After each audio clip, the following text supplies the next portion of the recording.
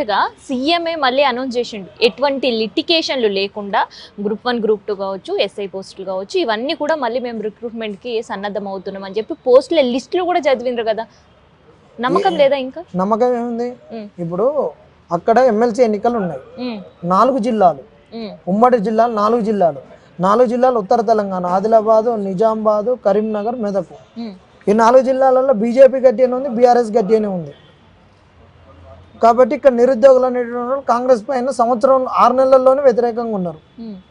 Group 1 మీద ఏం తేల్చలేదు, 46 GO గురించి ఏం తేల్చలేదు, ఇంకా ఎస్టీ రిజర్వేషన్ ఎన్హాన్స్మెంట్ దాని గురించి ప్రెసిడెన్షియల్ ఆర్డర్ రాలేదు, ఈడబ్ల్యూఎస్ మీద కేసులు ఉన్నాయి. వీటినన్నిటిని తేల్చకుండా ఈయన కోర్టులు ఏది క్లియరెన్స్ లేకుండా ఎట్ట వస్తుంది? లిటిగేషన్ నోటిఫికేషన్స్ ఎట్ట వస్తాయి? 29 జీవోను కోర్టు రాజ్యాంగబద్ధమా రాజ్యాంగ విరుద్ధమా అని తేల్చలే కదా, అది ఏం చెప్పలేదు జడ్జిమెంట్లో. మరి అందుకే మాకు కోర్టులు బాసడగా నిలిచినాయని చెప్తున్నాడు, బాజాబ్తో చెప్తున్నాడు రేవంత్ రెడ్డి. మమ్మల్ని ప్రతిపక్ష పార్టీలు ఇబ్బంది పెట్టినా, నిరుద్యోగులను రెచ్చగొట్టినా కోర్టులు మాకు అండగా ఉన్నాయంట. కోర్టులు ఎట్టగా అండగా ఉంటాయి? కోర్టు ఇచ్చిన జడ్జిమెంట్ ఏమన్నా రాజ్యాంగాన్ని ఇంటర్ప్రిట్ చేసిందా? లేట్ అని చెప్పింది. ఎందుకు లేట్? కొత్తగా అనౌన్స్ చేసిన పోస్టుల పైన కూడా ఆశ లేవా మీకు? ఈ అసలు తేలింది ఎట్లా ఇస్తాడు? ఇంకొకటి వర్గీకరణ తేల్చినాక నోటిఫికేషన్ ఇస్తున్నాడు కదా. అక్కడ జడ్జిమెంట్ బయటికి రాకముందే, జడ్జిమెంట్ కాపీ బయటికి రాకముందే జస్ట్ ఆయన ప్రొనౌన్స్ చేసినప్పుడే ఎమ్మటే ఈయన ఆ నుంచి అసలు అందరికి విషయం అందిందో అందలేదు, నాకు హాట్మెయిల్ వచ్చిందే. మరి ఎమ్మటే ఎస్సీ మాదిగ ఎమ్మెల్యేలను అందరం తీసుకొని పోయి చెప్పిండు కదా, నేను అవసరమైతే అప్పుడున్న నోటిఫికేషన్ గ్రూప్ 2 గ్రూప్ 3కి ఇంప్లిమెంట్ చేస్తున్నాడు. ఒకవైపు ఎస్సీ వర్గీకరణ వద్దనేటటువంటి వాళ్ళు, కొంతమంది కావాలనేటువంటి వాళ్ళు వీళ్ళు కొట్లాడుతున్నారు. మరి వర్గీకరణ గురించి ఏం తెలుసకుండా మళ్ళీ నోటిఫికేషన్ ఎట్టిస్తాడు? మళ్ళీ ఎస్సీ వర్గీకరణ అయితే మళ్ళీ ఎస్టీ వర్గీకరణ కావాలంటారు. ఇవన్నీ తెలుసకుండా ఈయన లిటిగేషన్ లేని నోటిఫికేషన్ ఎట్టిస్తారు? ఎట్ట నమ్ముతారు నిరుద్యోగులు? ఇవన్నీ ఒక పెద్ద బూటకము. అది ఉత్తర తెలంగాణలో వీళ్ళు గెలవడం అనేది చాలా కష్టంతో కూడుకున్నటువంటి పని.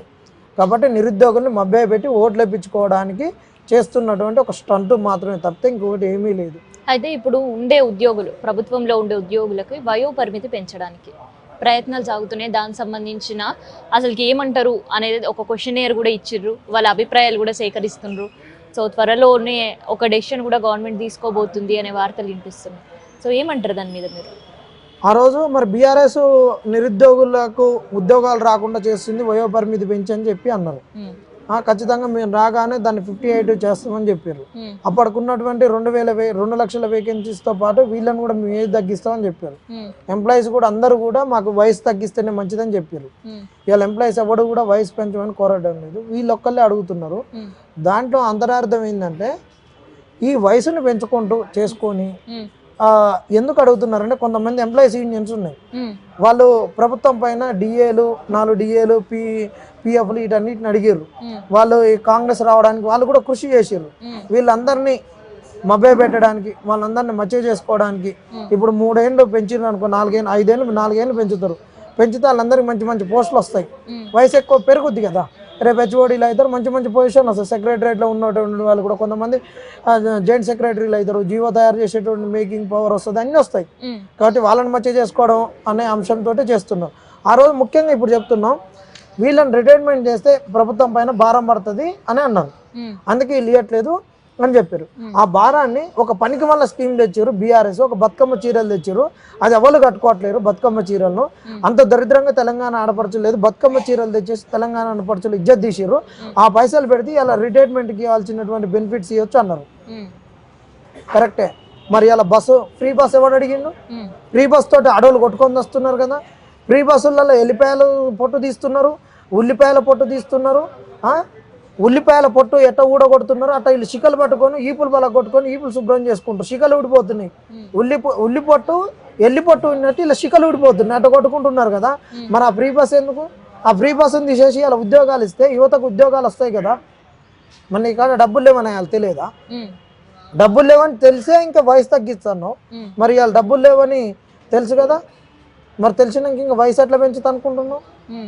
అయితే సెక్రటరియట్ ఉద్యోగులకి లాభపడతారు అంటున్నారు. Done, okay. మరి కింది స్థాయి ఉద్యోగుల పరిస్థితి ఏంటి? ఇప్పుడు ఆర్టీసీ వాళ్ళు ఉన్నారు, పోలీస్ డిపార్ట్మెంట్ ఉంది, ట్రాఫిక్ డిపార్ట్మెంట్ ఉంది. సో 60 సంవత్సరాలు పైబడ్డ తర్వాత కూడా వాళ్ళకి పనిచేసే పరిస్థితిలో ఉంటారా? వాళ్ళే వద్దంటున్నారు మేడం, వాళ్ళే అడుగుతున్నారు ఎందుకు ఇస్తున్నారు అని. ఆయన నువ్వు పెంచినాక మళ్ళీ మేము విఆర్ఎస్ తీసుకున్నా అప్పుడు మనకి ఏం బెనిఫిట్స్ ఏమి ఉండవు. ఇలా 60 ఉన్నాడు వానికి 3 ఏళ్ళు పెంచుతావు, 4 ఏళ్ళ విఆర్ఎస్ తీసుకుని ఏం బెనిఫిట్స్ ఏం రావు. విఆర్ఎస్ బెనిఫిట్స్ ఏం బెనిఫిట్స్ ఉండవు వానికి. మరి అట్లా ఇస్తున్నాడంటే పోలీస్ డిపార్ట్మెంట్ వాడు కదలలేడు. ఇలా అందరికి షుగర్లు ఉన్నాయి, బీపీలు ఉన్నాయి. Telangana diabetic state. బీపీలతోటి షుగర్లతోటి బాణపొట్టలు వేసుకొని ఫిట్నెస్ కోల్పోయి అన్ని కోల్పోయి పోలీసు వాడు చేస్తాడా? వాడు చేయలేడు. వాడు స్టాండింగ్లో ట్రాఫిక్ వాడు ఉండి చేయగలుగుతాడా? వాడు చేయలేడు, ఎవడు చేయలేడు. కాబట్టి ఉద్యోగులందరూ వద్దనుకుంటారు. ఈ ఉద్యోగాలు మేము వెళ్ళిపోతే మా బిడ్డలకు వస్తాయని కోరుకుంటున్నారు. కావాలని కాంగ్రెస్ ప్రభుత్వమే ఇది చేస్తున్నటువంటిది. ఇది వాళ్ళ కాడ డబ్బులు లేవు కొంత అనేటువంటి చెప్పుకుంటున్నారుగా. కొన్ని ఉచితాలు, అనవసరమైన ఉచితాలు ఫ్రీ బస్సును తీసేస్తే నిరుద్యోగులకు మంచి జరుగుతుంది. కాబట్టి ఈ కాంగ్రెస్ ఏదైతే ఏజ్ పెంచాలనుకున్నదో దాన్ని కనుక వెనక్కి తీసుకోకపోతే మాత్రం ఎంప్లాయీస్ నిరుద్యోగ